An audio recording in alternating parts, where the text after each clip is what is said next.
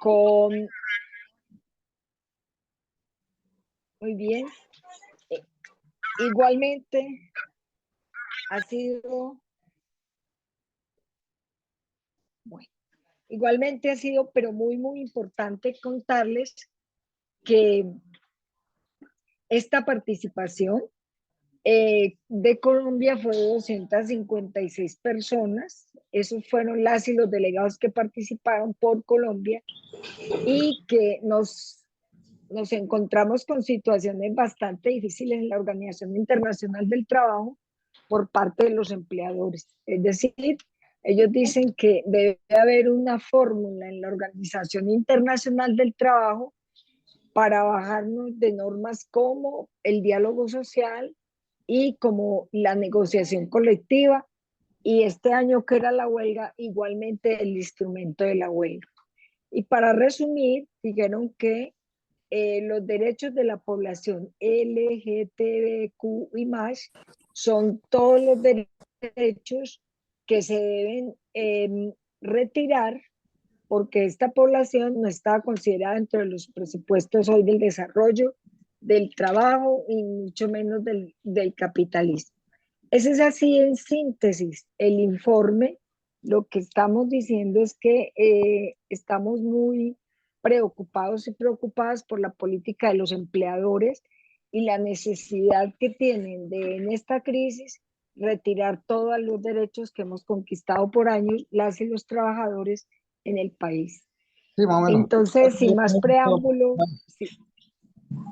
Pero Julia es y con estas, sí, sin más preámbulo y con esta síntesis, agradecemos a Mauricio por esta excelente realización de este webinar, a la doctora Miriam que se encuentra pendiente con nosotros, pero quiero darle la bienvenida a la compañera Catalina Corredor y a la doctora Magda Alberto de la Subcomisión de Género del Ministerio del Trabajo. Y quiero que cerremos todos los micrófonos para que podamos iniciar. Entonces, para no demorarnos mucho, cada una cuenta con una exposición de 20 minutos y pues si tiene mucho. Perdón,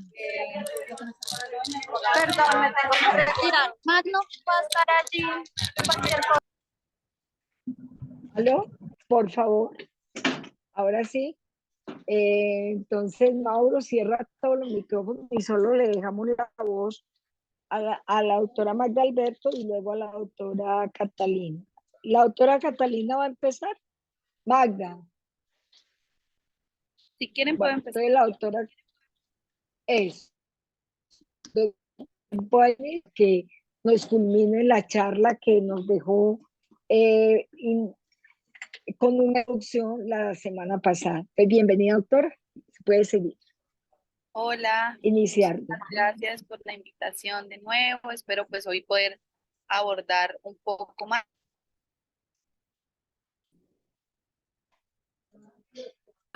¿Me confirman si la ven? Sí, sí, ya se le ve. Bueno, como les decía, voy a hacer un breve resumen respecto de lo que son las disposiciones que la reforma laboral desde el gobierno nacional se plantearon a través de algo así como un ABC de la reforma de forma muy resumida. Entonces, la reforma laboral inicia, bueno, me vuelvo y me presento para quienes quizás no nos pudieron acompañar la semana pasada. Mi nombre es Catalina Corredor, yo hago parte de la Corporación Justicia y Libertad. He participado como consultora en distintos proyectos en el marco de la Organización Internacional del Trabajo, del Centro de Solidaridad, de la Escuela Nacional Sindical también. Entonces, muchas gracias pues a Ligia por la invitación, a la CUT, y pues voy a dar inicio. En este ABC de la reforma laboral encontramos en primera medida el tema de la contratación laboral. Entonces, donde se plantea la contratación a término indefinido como la regla general de toda la contratación laboral. Con ello, tenemos que el contrato a término fijo y el contrato por hora labor determinada pasan a ser esas modalidades contractuales que atienden las tareas de naturaleza temporal, es decir, aquellas que son por el tiempo determinado o por específicamente la realización de la obra labor, que se entienden adicional para los trabajos ocasionales, accidentales o transitorios. ¿Qué es importante acá? Y como bien mencionaba Ligia, todo el tema de la reforma pues ha surtido distintos cambios también a través de los debates. Y es que tenemos que, como les decía, el contrato a término indefinido pasa a ser la regla general. Pasó algo en específico con el término, con el término fijo, que es la regla excepcional, y es que se entendía con un término superior, o sea, su celebración debe ser con un término superior a un mes y antes hasta por 2 años solamente. Ahorita, eh, digamos, con la última presentación y demás, se amplió a 3 años. Entonces quedamos en el contrato a término fijo con el término superior a un mes y hasta por 3 años, ¿sí? Si se celebra por el término inferior a un año, puede prorrogarse el número de veces que estime conveniente. Hay algo tanto para el término fijo como para el obra labor, y es que las categorías de la celebración a través de, por medio escrito y la especificación de la necesidad en la temporalidad y en la indicación de la obra labor vienen a ser reglas determinantes. ¿Por qué? Porque romper alguna de estas reglas haría que el mismo contrato pase a ser, esos contratos, el indefinido de la obra labor, pase a ser un contrato a término indefinido. Entonces, las mismas tanto para término indefinido como para obra labor, tienen esas características especiales, ¿sí? ¿Cuáles son? Vuelvo y repito, que se entiende celebrado a término indefinido desde el inicio de la relación. ¿Cuándo? Cuando una de estas categorías no se cumple. Entonces, cuando se rompe la necesidad de lo temporal, cuando no tenga por objeto, cuando en realidad tenga por objeto satisfacer necesidades, actividades permanentes, aquellas que son el objeto social de la empresa. Eso para el tema de contratación. Rápidamente, para el tema de estabilidad laboral reforzada, la reforma viene a incluir eh, las disposiciones que a través en especial de la jurisprudencia por parte de las altas cortes, como lo son la Corte Constitucional y la Corte Suprema de Justicia, han desarrollado. Entonces, lo llamativo de la reforma en este aspecto es que viene a establecer los parámetros que jurisprudencialmente tenía y los recoge acá. Entonces, establece esta estabilidad laboral reforzada para las personas amparadas con el fuero sindical, las amparadas con el fuero de estabilidad ocupacional reforzada, entendida esta como entendía la discapacidad como lo establece la Convención de los Derechos de las Personas de las personas con discapacidad, perdón. Adicionalmente, para la mujer en estado de embarazo y hasta los 6 meses después del parto. Y el fuero por prepensionados, es decir, aquellos que faltan 3 años o menos para cumplir el mínimo de semanas cotizadas. Digamos que el aspecto número C de este ABC es lo que contempla el despido discriminatorio.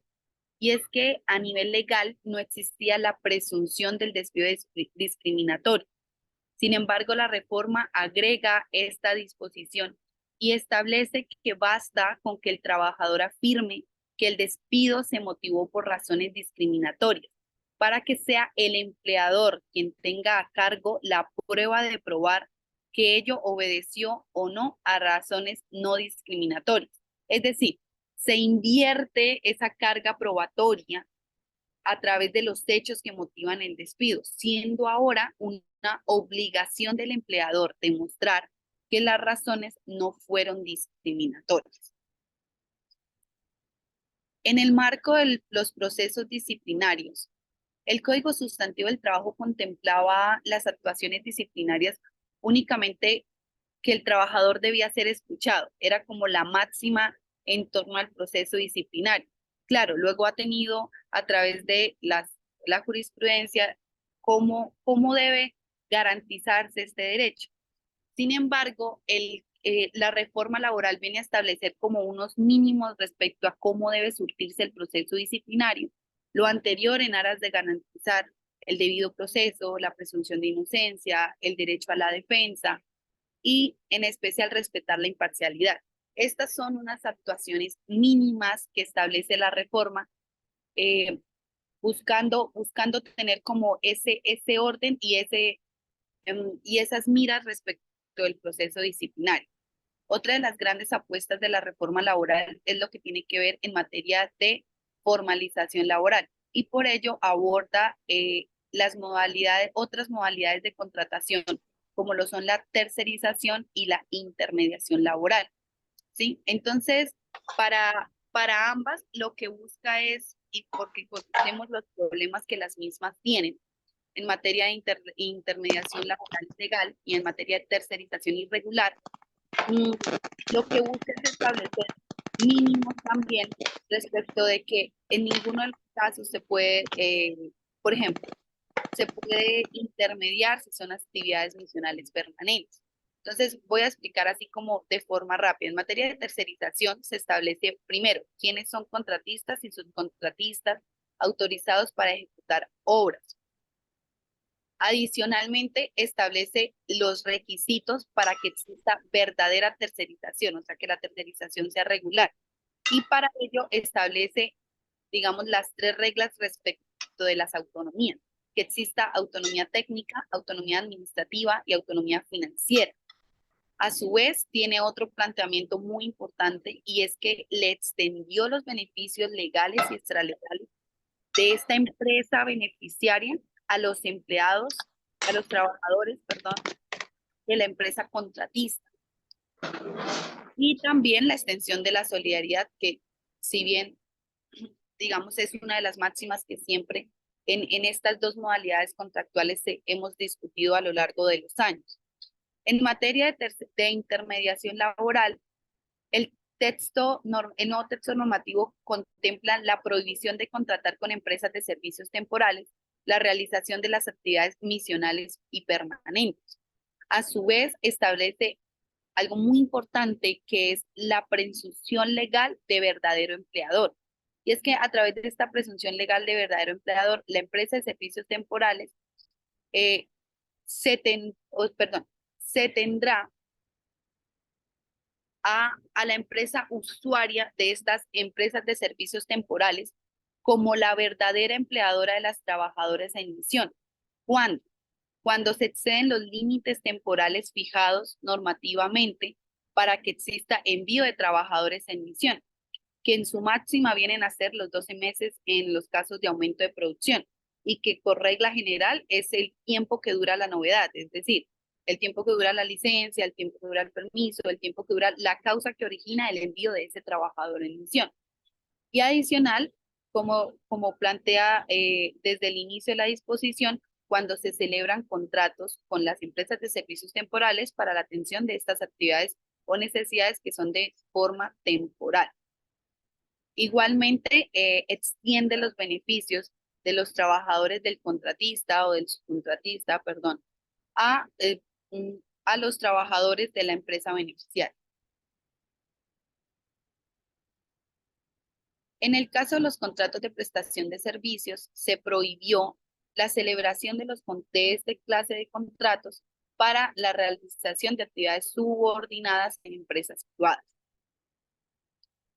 Hay otra máxima y que creo que incluso es el título de nuestro encuentro de hoy, y es lo que nosotros denominamos el recuperamos lo que habíamos perdido.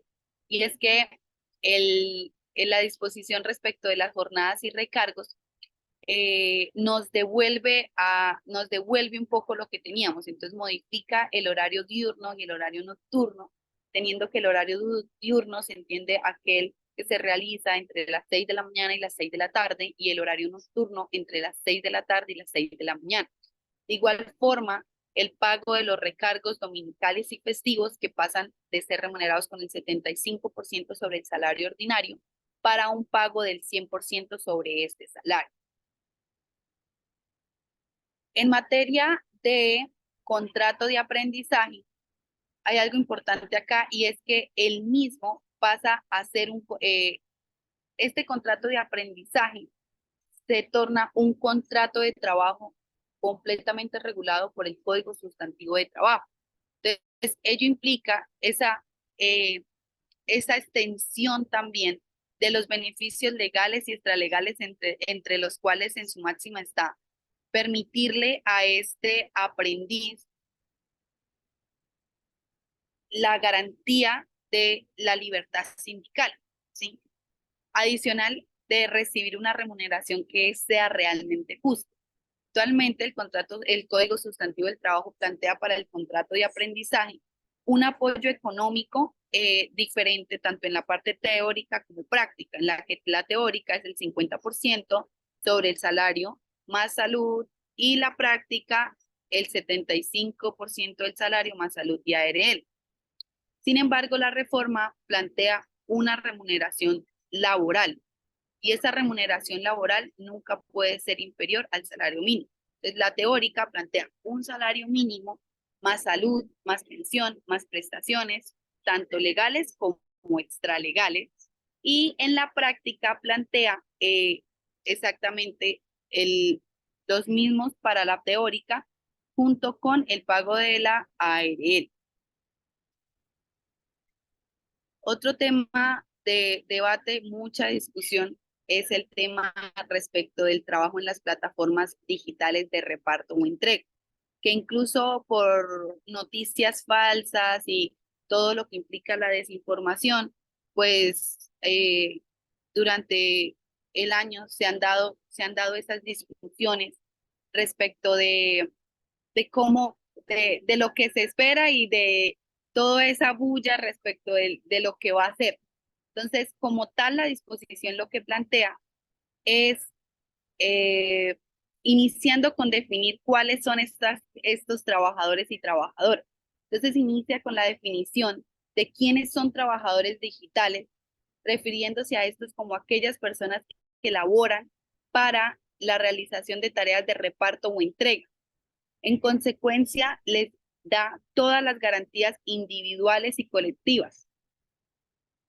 Establece en su máxima que la relación existente entre trabajadores y trabajadoras que laboran en estas empresas de plataformas digitales tecnológicas, disculpen, de reparto o entrega es una verdadera relación laboral y la vinculación debe hacerse mediante un contrato de trabajo. Por eso es que cuando nosotros abordamos realmente el tema de las disposiciones que están en la reforma, es que es lo mínimo, o sea, realmente la reforma plantea lo mínimo, por eso no se entiende tanta objeción, tanto debate en contra, cuando si uno mira el hecho de entender que la relación laboral, la relación entre los trabajadores de plataformas digitales y las plataformas es una relación laboral, ¿sí? Que es en parte lo que plantea. Entonces, entre otras cosas, en su máxima establece la obligación de afiliar a los trabajadores y trabajadoras a la seguridad social en calidad de dependientes, inclusive si ellos están, o sea, si lo realizan mediante la modalidad de tiempo parcial, según pues las normas específicas. Y también tiene una disposición en materia disciplinaria que es la obligación de tener una persona de contacto, ¿sí? La humanización, para conocer y aclarar hechos, circunstancias y motivos que conduzcan a alguna decisión que impacte las condiciones de trabajo de un trabajador, trabajadora digital.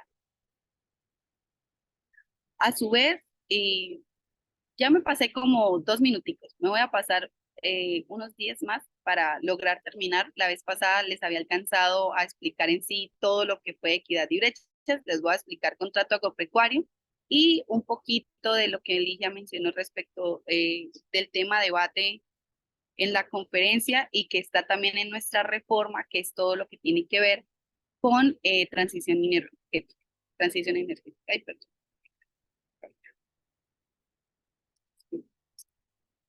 Bueno, entonces, otra de las máximas apuestas respecto de la reforma laboral es lo que tiene que ver con la formalización del sector rural. Entonces, para ello también, y en aras de garantizar los derechos laborales de esos trabajadores, se crea un tipo de contrato que se denomina el contrato agropecuario y que comprende toda la ejecución de esas tareas que hacen parte de la cadena productiva primaria, ¿sí?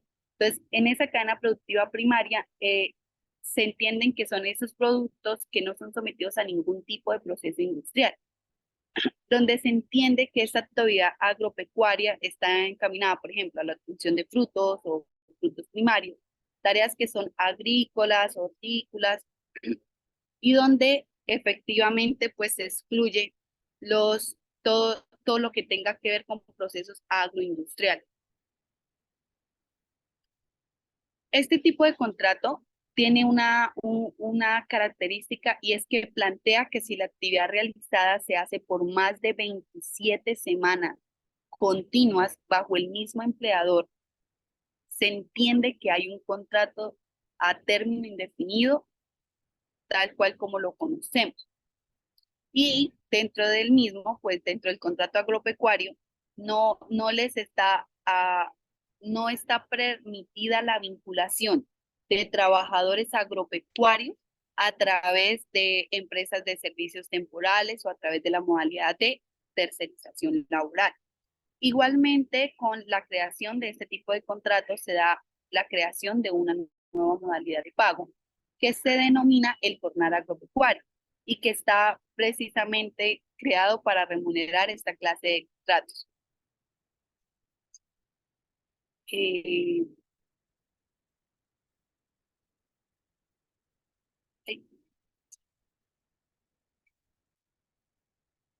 y ya para cerrar, que era lo que les quería explicar, es la protección laboral en los procesos de transición energética. Entonces, ¿qué es lo que pasa? ¿Qué es lo que plantea la reforma? La reforma plantea o busca es en el marco de todos los procesos a través de los cuales se pueda dar la transición, que pueden ser automatización, descarbonización, que pueden ser cambios en la matriz energética, cambio en el proceso productivo, o la máxima que sería el cierre, ¿sí? Entonces, bajo la posibilidad, bajo todas estas posibilidades de lo que implica ese proceso de transición para los trabajadores y trabajadoras, eh, la reforma laboral busca establecer como esas condiciones mínimas. Entonces, son condiciones que parten quizás en una máxima de lo que implica la reconversión laboral a través de formación para estos distintos procesos. Entonces, que pueden ser, por ejemplo, aquellos que se dan a través de la automatización, de la reubicación, de la formación de los trabajadores, de planes de retiro voluntario, de cambio en las operaciones, de cambio operativo a otras empresas, dependiendo de, digamos, cuál sea el proceso. Pero en todo lo que tiene que ver con el tema de transición, lo que busca la reforma es salvaguardar a los trabajadores, ¿sí? En la gran máxima que sería la pérdida de esos empleos, que serían miles de empleos. Entonces, es establecer un piso práctica, un piso mínimo y también un proceso en el cual debe darse y debe surgirse este proceso de transición energética. Eh, En el marco, bueno, voy a dejar hasta ahí lo que tiene que ver con el componente de la reforma de laboral individual, ¿sí? Porque, por ejemplo, la reforma está dividida, está contemplada a través de todo lo que tiene que ver con las disposiciones de orden laboral individual y todas las disposiciones de orden de laboral colectivo. Pero pues, digamos, por ahora voy a dejar hasta aquí, porque ya me pasé también 10 minutos. O no se Ligia.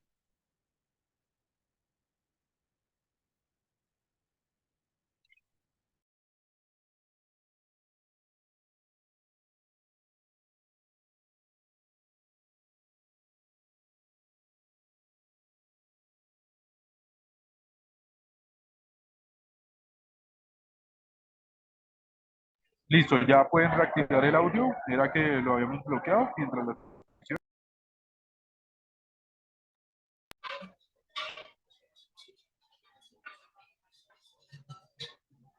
No veo.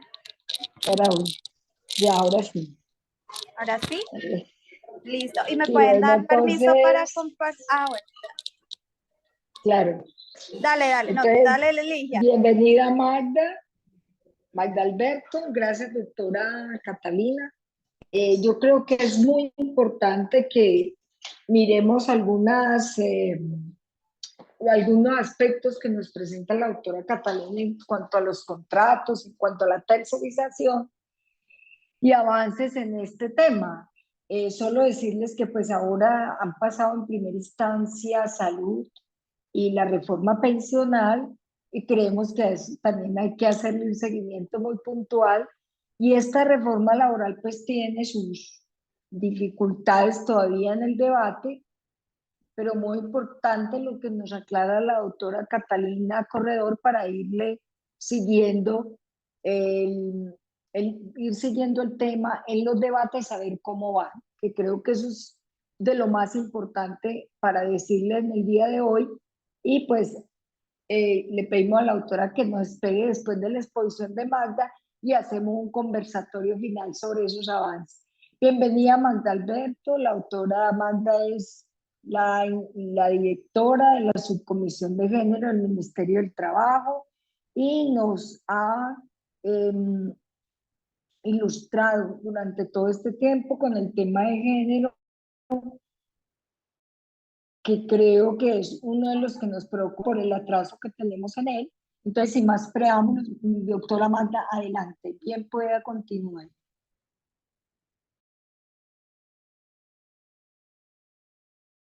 Sonido. Bueno, ahí ya sí, ahora sí, ¿cierto? Sí, ¿Me señora. escuchas? Sí, ya hay sonido, ya. Perfecto. Sí, Bueno, sí, ya. apreciada Ligia, a todo el equipo de la CUT, al equipo de Derechos Humanos que nos ha hecho estos conversatorios y nos pone al día con varios debates, agradecerles esta invitación y bueno, a Catalina por la exposición que acaba de hacer. Yo espero, digamos, más bien ahondar en cositas que ella no hizo, ser muy corta y más bien para dejar a las preguntas porque ya Catalina ha expuesto muy bien varios de los elementos de la reforma, afortunadamente. Yo quiero hacer énfasis en el enfoque de género que tiene esta reforma laboral y pensional, especialmente vamos a hablar de la reforma laboral. Es un enfoque que fue, digamos, planeado, no es como que a veces uno busca las leyes y mira dónde están las mujeres o dónde está el enfoque de género, sino de manera planeada con la ministra Gloria Inés Ramírez, nos propusimos que esta reforma tuviera un enfoque de género y ya varias académicas y varias, digamos, sindicatos y procesos que han hecho revisiones de reformas, tanto que han acompañado procesos anteriores y al actual, nos dicen pues que por primera vez una reforma tiene un enfoque y un capítulo tan explícito como este. Sabemos y reconocemos que, pues digamos que esta reforma recupera los derechos laborales que en los últimos 20 años perdimos de manera tan fuerte los y las trabajadoras y hace un énfasis en un enfoque diferencial y por eso el contrato agropecuario que ahorita nos está presentando la compañera, también tiene temas de migración, el contrato del SENA, porque hace ese énfasis en el enfoque diferencial y poblaciones, digamos, de especial protección. En ese marco, las mujeres y las diversidades sexuales, las personas lesbianas, gays, transexuales, bi, queer, bueno, todas estas diversidades sexuales, pues sabemos que han vivido en el ámbito laboral unas brechas de género que hoy, digamos, históricamente se viven y la reforma quiere contribuir a ese cierre de brechas, entre otros aspectos. Solo para ayudar al debate de cosas que ya expuso muy bien mi antecesora, decirles pues que esta reforma laboral no hace otra cosa que cumplir mandatos de la Corte Constitucional, lo que ya les presentó mi antecesora, ya la Corte Constitucional ha hecho varios llamados al Estado y al Ministerio del Trabajo precisamente para que reguláramos, legisláramos sobre esos temas, sobre la tercerización, para que previniéramos los abusos, para que trabajáramos por la equidad de género, por los trabajadores del campo y por eso el contrato agropecuario. Entonces está sustentado en cosas que ya nos ha dicho la Corte que estamos atrasados como país de cumplir y que tenemos que avanzar en eso. También responde a convenios internacionales. Ustedes saben, de hecho la ministra lo dice mucho y en muchos espacios también se lo he escuchado a sindicatos como ustedes, vamos, firmamos convenios internacionales, decimos que sí vamos a cumplir y demás, pero en realidad no cumplimos los convenios internacionales y lo que hace esta reforma es que tratemos de cumplir, no que tratemos, que cumplamos esas cosas con las que nos hemos comprometido a nivel internacional. Para el caso de género, convenios como el 190 de violencias de género, el convenio como el 189 de trabajo doméstico o el 156 para armonizar la vida laboral y del cuidado, entre otros. Yo solo acá estoy nombrando los de género, pero en general la reforma laboral entonces toma cosas de la Corte Constitucional, convenios internacionales y sigue recomendaciones internacionales de la OCDE, del BID, de la OIT, de la Corte Interamericana. Por eso, digamos, en Colombia ha sido noticia y miren lo paradójico, mientras aquí todavía estamos disputando y discutiendo y sabemos que hay sectores económicos que están en contra de la reforma, en general hacia afuera, a nivel internacional han saludado mucho la reforma porque cumple todos los estándares internacionales. Entonces es una reforma que nos actualiza con el mundo del trabajo y con los estándares internacionales. Y bueno, pues digamos, salda una deuda histórica en relación al empleo y por eso retomamos temas como la ruralidad, los aprendizajes del SENA, el trabajo doméstico, las plataformas digitales, el tema de deportes y migraciones, ya de los cuales mi compañera puso en la anterior exposición. Yo creo que con la reforma hay varios debates. Primero, el tema de si se genera o no se genera empleo y hay que decir, por ejemplo, que para el tema de género sí hay promoción, o sea, sí hay apuestas para la promoción, para la inclusión, para la colocación y generación de empleo para las mujeres, para los jóvenes, para las personas LGBTIQ+, pero eso no basta con que se mandate en una reforma laboral, como le ha dicho la ministra, sino necesitamos una política integral.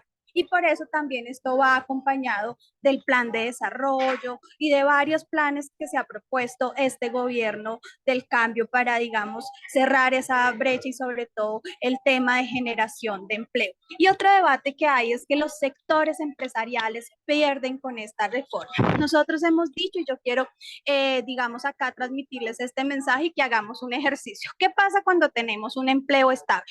Cuando tenemos un empleo estable, uno empieza a hacer planes de viajar, planes para comprar casa, planes para estudiar, planes para hacer proyectos con la familia, eso es lo que genera la estabilidad laboral. Y cuando uno hace planes de comprar casa, carro, de pagar una beca, ¿a dónde va ese dinero? Al mundo del mercado. Entonces, ya sea que te compres un carro, ya sea que tengas más recreación. Entonces, lo que los empresarios y las empresarias tienen que saber es que al tener estabilidad laboral en Colombia, que ya mi compañera anterior lo explicaba, son de las grandes, digamos, apuestas de esta reforma, promover la estabilidad laboral y al tener estabilidad laboral las familias colombianas, pues lo que vamos a generar es una circulación de la economía en Colombia y en la medida que se circula el dinero, se circula la economía, pues por ende se va a fortalecer. Entonces decirle que, digamos, ese es un mito que las empresas van a perder y en realidad en países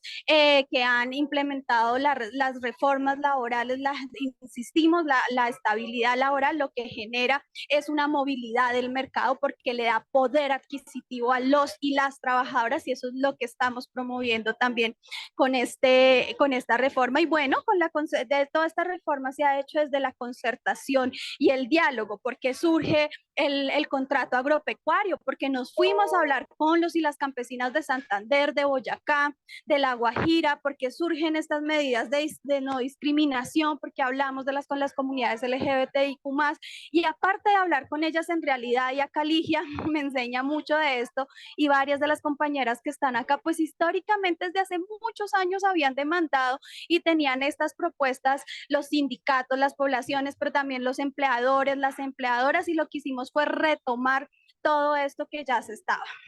Ya mi colega lo ha puesto, entonces la reforma tiene cosas en el derecho individual y en el derecho laboral.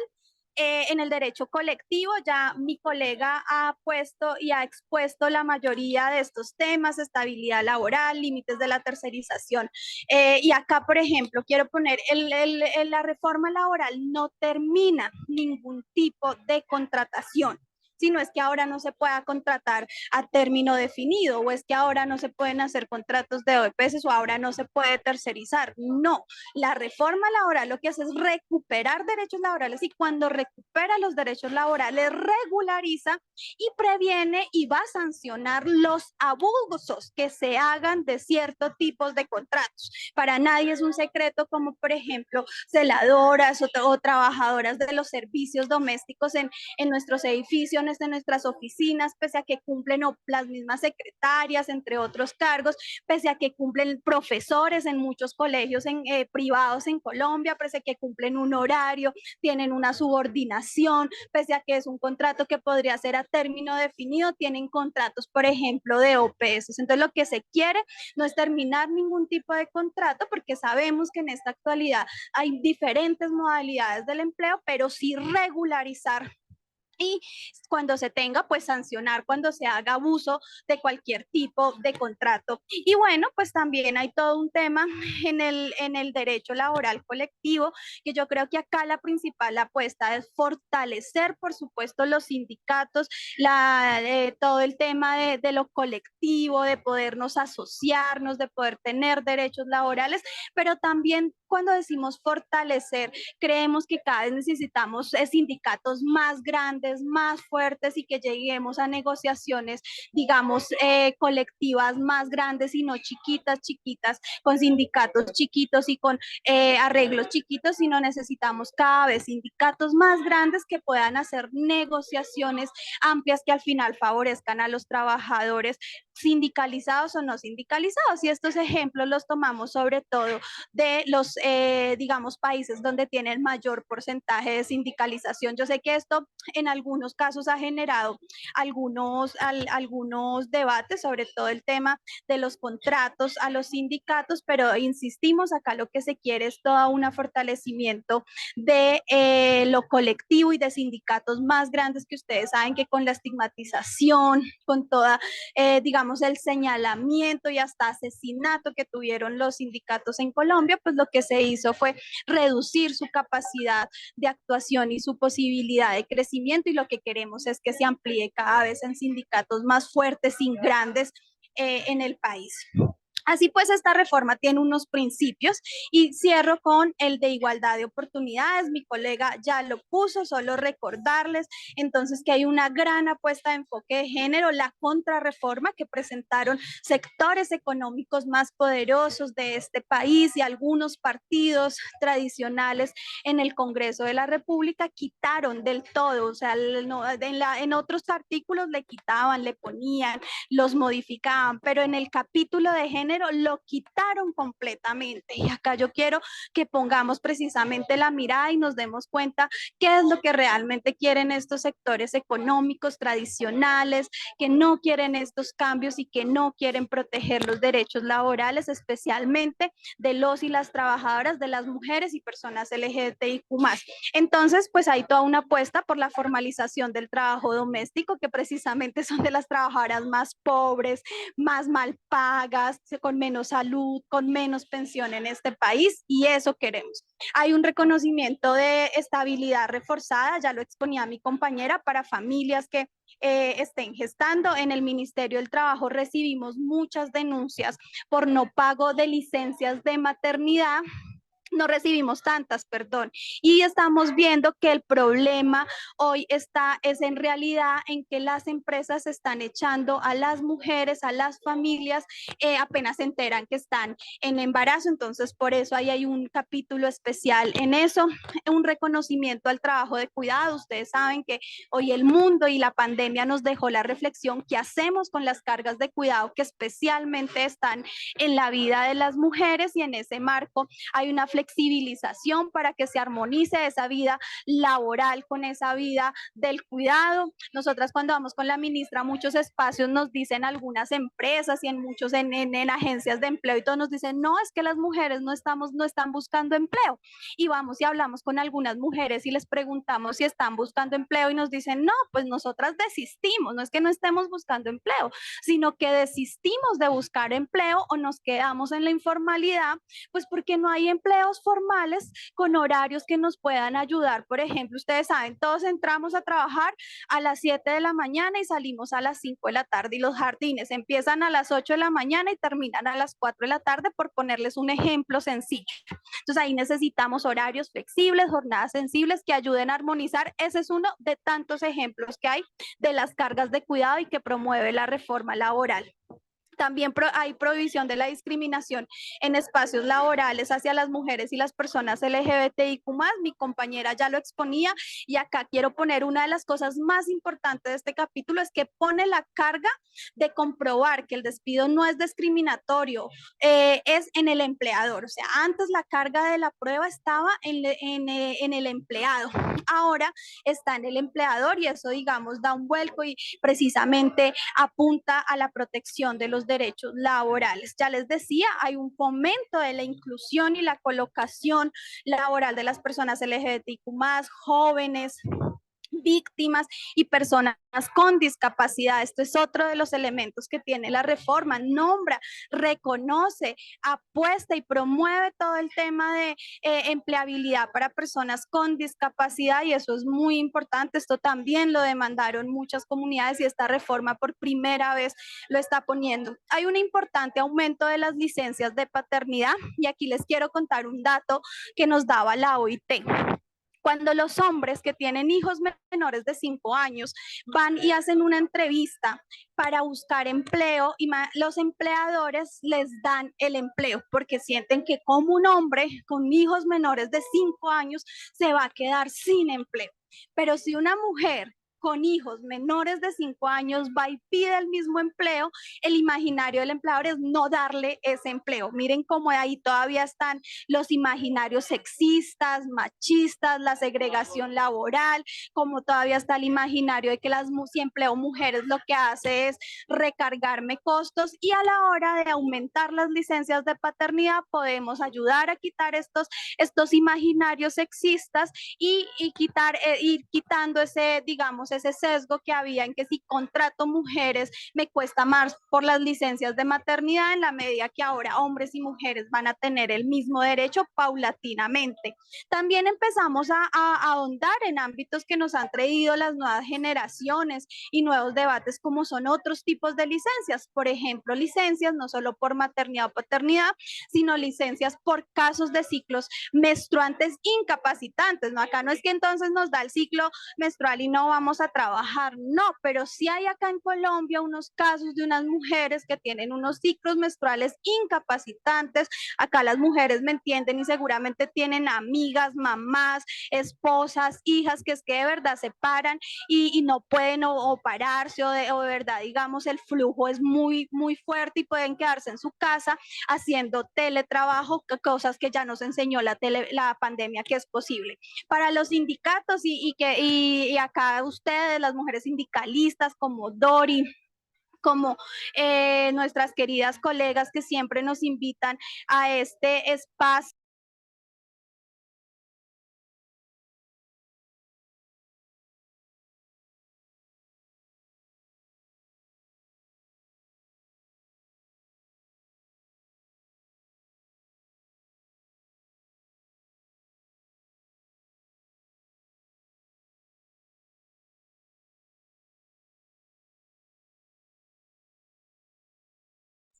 Doctora Magda no tiene audio. ¿Hace mucho? Un poquito. Ay, diosas. Espérenme un segundo, ¿qué pasó? Estábamos en reconocimiento de otras licencias, doctora.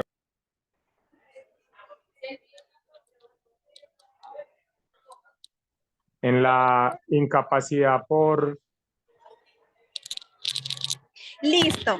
Entonces, Otro tipo de licencias, y les decía que no es que tenemos el periodo y entonces nos dan licencia, pero que sí hay un tipo de licencias incapacitantes, de mujeres que no se pueden levantar, que el flujo es muy fuerte, y ahí podemos armonizar con otro tipo del teletrabajo, jornadas flexibles, trabajo virtual, que son de las cosas que nos enseñó la pandemia.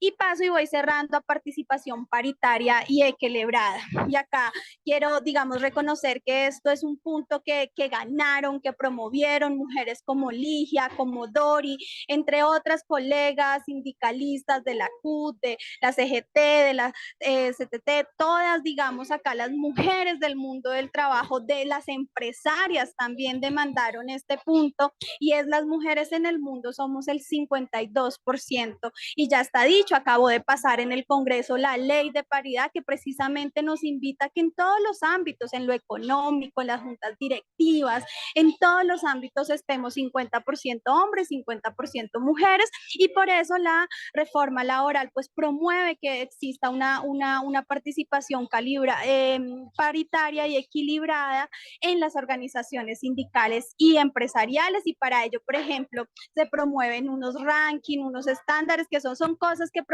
digamos, entraron con los ajustes que se hizo a la ponencia radicada por parte de congresistas, en varios entraron eso, y acá voy cerrando, los congresistas nos dijeron y estuvimos súper de acuerdo, promovíamos la equidad salarial, promovíamos la participación paritaria, promovíamos el tema de las licencias, pero nos dijeron, pero bueno, motiven a las empresas para hacer esto, cómo medimos esto, cómo los medimos, no solo para sancionarlos, sino para, digamos, motivar esto en las empresas y los sindicatos, y en el de medidas de igualdad salarial y participación paritaria, se crearon unos rankings para medir cuáles son las empresas y los sindicatos mejor rankeados en este tema, y quiero decir que estas son de las iniciativas que salió en el Congreso de la República, en el debate que se está hoy dando de esta reforma. Cierro con las medidas para alcanzar la equidad salarial. Ustedes saben que es un tema muy importante, todo el tema de equidad salarial. Lamentablemente acá muchos de la CUT son sindicalizados del Estado, y ahí las brechas salariales no son tan fuertes, pero en el mundo privado sigue siendo muy fuerte. Y bueno, de las cosas también que se fortaleció en el debate en el Congreso con los y las congresistas es todo el tema de medidas de trabajo en el marco del contrato agropecuario. Ya la colega anterior presentaba el trabajo agropecuario, pero ese trabajo agropecuario tuvo que, digamos, reconoció desde una mirada de género, primero, que hay un trabajo que es trabajo agropecuario, está ligado a un trabajo familiar y comunitario, ¿cierto? Ustedes saben que cuando hay cosechas no va solo el trabajador hombre a la cosecha, sino que va la esposa, van los hijos, van los sobrinos, que lo que llega a la cosecha en el pueblo y que va toda la comunidad a recoger la cosecha, pero que además ese trabajo es diferenciado. Ustedes saben que si es para recoger la leche, pues es por horas. Bueno, tuvo en cuenta todo eso. Y, por ejemplo, para el tema de las mujeres hay un artículo muy especial para reconocer su trabajo.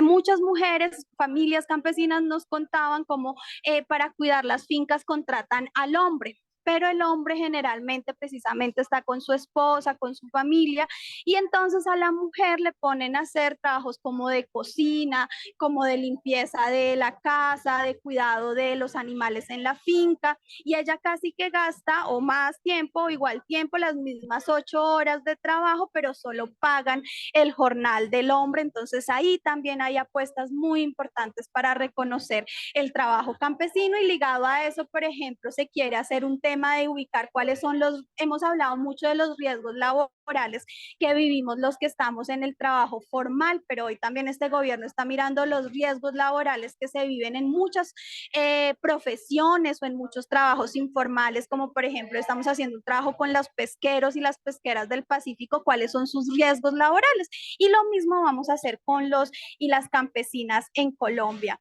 Entonces yo cierro ahí cierro con esto. Entonces toda esta, digamos, apuesta de trabajo decente, de trabajo digno que tiene esta reforma laboral, pues tiene de manera transversal todo el tema de la mirada campesina, que es una deuda histórica y que el Acuerdo de Paz nos pone, y por eso esta nueva modalidad, léanla, investiguenla, dialóguenla, que es el contrato agropecuario. Insisto, este contrato agropecuario entiende que el campo funciona diferente, que tiene horarios, que tiene estaciones, que tiene momentos de la cosecha, y que por tanto ese contrato debe, digamos, dinamizarse en esa lógica. Ya les decía también que hay unas acciones de protección especial para la población migrante en Colombia, la reglamentación de las plataformas virtuales que mi compañera ya dijo, y otro muy especial, y cierro por ahí, hay un tema de convenios laborales para promover el empleo e incluir en todo el tema de ofertas y digamos, inclusión laboral a las personas víctimas del conflicto armado en Colombia. Entonces, bueno, querida Ligia, queridas colegas, traté ahí de resumir muy rápidamente y dejarles muchas provocaciones, y bueno, la invitación siempre a defender, a rodear esta reforma, sigue en el debate, independientemente de que se archive o que sigue. Hoy lo importante es que en el centro del país está el debate del trabajo decente, del trabajo digno, y no cualquier trabajo, sino un trabajo además también para las personas con discapacidad, campesinos, para las mujeres, para las personas diversas como es este país. Entonces, bueno, muchas gracias y ahí dejo.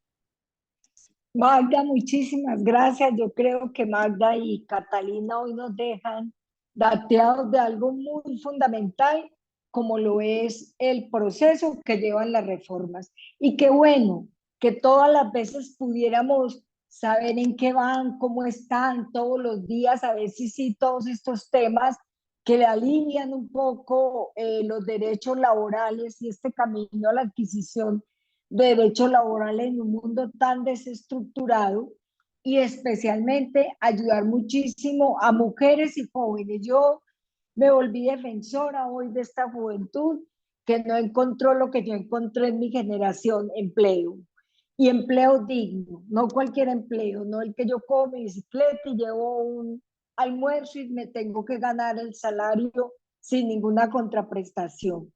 Bueno, en el chat hay dos preguntas que quiero que nos ayuden en este conversatorio, ¿sí? La primera es: ¿por qué no se suspenden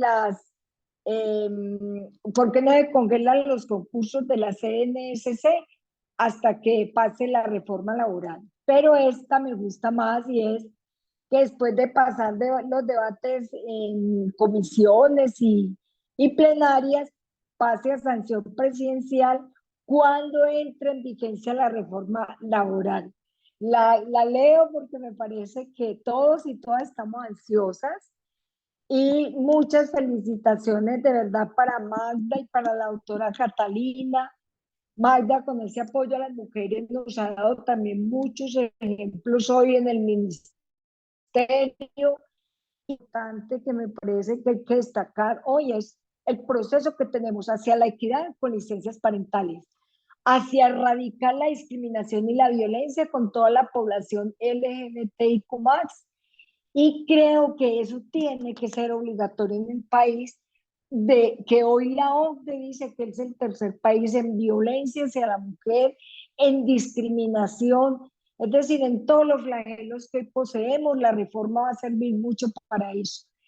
Si alguien más tiene preguntas, observaciones, la doctora Catalina ahora quería agregar algo más, bien, doctora, tiene también 5 minuticos, o si entre ustedes dos expositoras excelentes quieren hacer un último conversatorio de retos y de logros y de procesos. Yo creo, doctora, que aquí hay que hablar de procesos, es decir, un proceso es que en este periodo podemos ir planteando lo que pueden ser las reformas. El otro proceso son los recursos para todo lo que estamos pidiendo, y el otro proceso es la implementación. Quiero decir que es de largo aliento porque son reformas muy exigentes, como ustedes ya lo ven, y son tan exigentes que pues este país tiene muchos miedos a que sí se cumplan, a que no se cumplan para algunos, pero todos lo hacen los trabajadores, y la mayoría de población de este país que estuvimos acompañando el 7, este debate de la reforma, tenemos mucha esperanza. Entonces, bien, pues ahí les dejo esas dos preguntas. ¿Quién quiere intervenir y responder por ellas? ¿Quién de ustedes, sea Magda o Catalina? Magda, Catalina, sí. ¿Quieres Catalina o quieres que empiece yo? Cada uno en minuto y medio y cerramos el webinar. Creo que lo más importante con respecto a estas disposiciones, yo creo que lo primero es conocerlas, porque todo lo que cambia respecto de lo que conocemos, tanto jurídicamente como políticamente incluso, va a necesitar también mucha formación, tanto propia como para nuestras compañeras, la base en sí.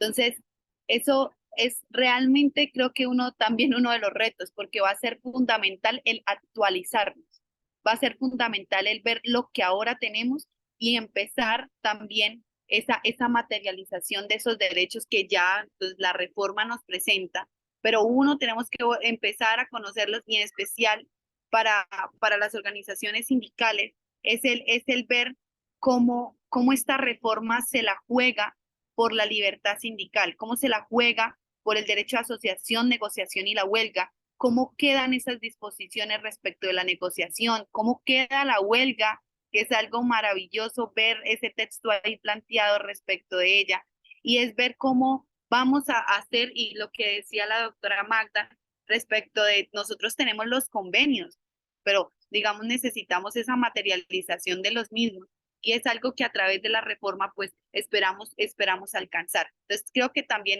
la formación como estos espacios que estamos haciendo es absolutamente importante y necesario. También hace parte del todo que necesitamos. Gracias. Sí, bueno, Catalina, muchas gracias.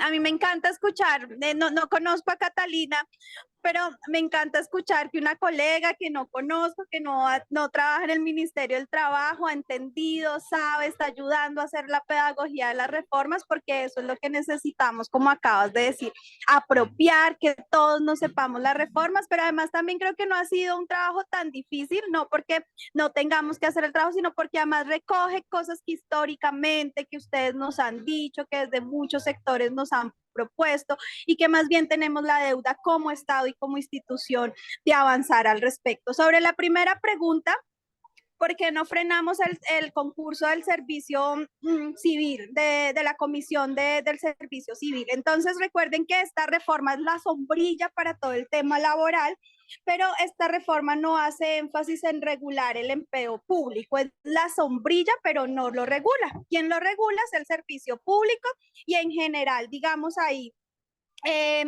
una vez esté la reforma como sombrilla, pues seguiremos con la mayoría de elementos que hay en el servicio público, sin decir que no tenemos que ajustar, pero créanme que no tenemos los mismos abusos y, por ejemplo, no tenemos las brechas salariales que hay en el mundo privado, entre otras acciones. Por eso, digamos, es que no se frena el concurso del servicio público, porque esta es la sombrilla, pero quien regula es el servicio público como lo está haciendo. Y bueno, parte de lo que queremos más bien con este gobierno del cambio es no seguir aplazando los concursos, sino por fin avanzar en la formalización de tantas personas que necesitamos que se formalicen en Colombia. Lo segundo, la segunda pregunta, ¿me la recuerdas, Ligia?